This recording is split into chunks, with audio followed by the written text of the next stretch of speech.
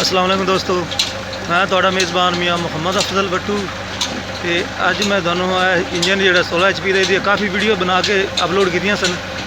ये जनाब कल रात को चलिया खड़ा सी तो यदा जो पटा है वह टुटिया तो जनाब ना ओवर स्पीड होया जिसकी वजह ना बंद तो कर दिता, लेकिन फिर भी इसका एक्सीडेंट हो गया। यह वेख सकते जी इसका टुटिया हुआ समान।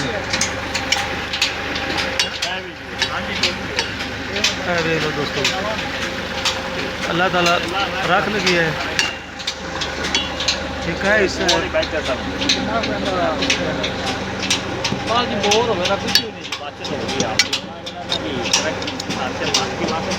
सूरत हाल है दोस्तों, अल्लाह ताला रख लगी है जनाब।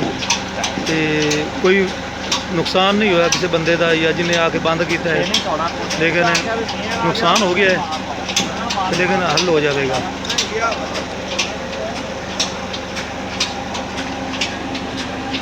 इनू कहते हैं एक्सीडेंट। तो मुजाहिद जो काला इंजन है ना, इसका एक्सीडेंट हो गया।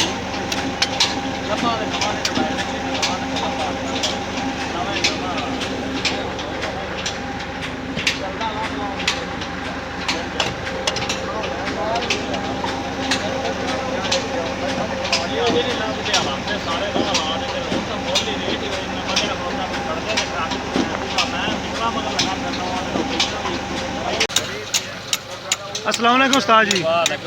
उस्ताद जी है जो एक्सीडेंट होया है इंजन का, यदि कोई एहतियाती तदाबीर है भी ये बंदा इन्ने बड़े नुकसान तो बच जाए, इनकी की एहतियाती तदाबीर सैट करना चाहिए। बिग बर्नर जो ना वो सिर पर सही चलता इंजन। अच्छा, बर्नर खराब हुए फिर एक्सीडेंट तो जो ना डर ही डर रहा। अच्छा, तो जिस तरीके ये हालात बने जो कोल बंदा बैठा है उन्हें पहले की काम करना चाहिए फौरन जी जिवें इन्हें चुक्या है। अच्छा दोस्तों, यह पंप है जे इनू ऊपर चुक देवींदा है, बचत हो जाती है। इस नाल बचत। इस अलावा कोई होर हल है? बस दूसरा होता है कोई चीज़ हो तो भीड़ रोकने वास्ते कोई और लेकिन नुकसान है बाला लाइए या कोई चीज़ लाइए। अच्छा, वो बंदा भी बेच वक्ती कॉल एक्सीडेंट हो सकता आ सकता है। इस अलावा और कोई नहीं? और कोई नहीं। इनका जो हादसा होता कोई राड या काबला टुटता है कोई इसकी तबादीर नहीं भी रुक जाए। तो यह जो गवर्नर के बारे गल करते हैं लाजमी होना है, पटा टुट जाए या चक्कर इंजन तेज हो जाए, इन कंट्रोल च रखता है।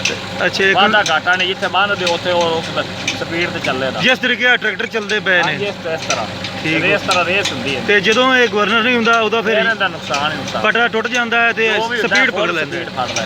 चलो, तो हुण अपने इलाके च वैसे ही घट गए ने, तो मेरा ख्याल है इन्हां दे जिहड़े पार्ट्स है ये आसानी नाल लभदे ने कि मुश्किल है? मुश्किल जी हुण वो गल नहीं है जी, मिल जाते हैं लेकिन वो गल नहीं कि आम चीज़ नहीं लभदी मार्केट च। दोस्तों ये इंजन बड़े अच्छे लुब्रिकेटर भी जो ना जी उनका भी त्याग तेल कुछ घूमने वाला भी एक्सीडेंट बंदा खतरा होंगे। ठीक हो गया, तेल रुक जाए। इस अलावा और एहतियात केड़ी है? बिगन के काबले चेक करने चाहिए जो भी चलाओ।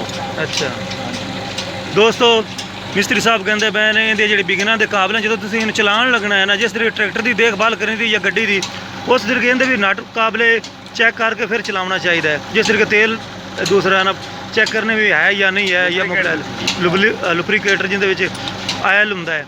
तो हुण मेरा ख्याल है तुहानूं दोस्तों सारिਆਂ ਨੂੰ समझ आ गई होगी। एहतियाती तदाबीर भी मिस्त्री साहब ने दस दित्तियां ने।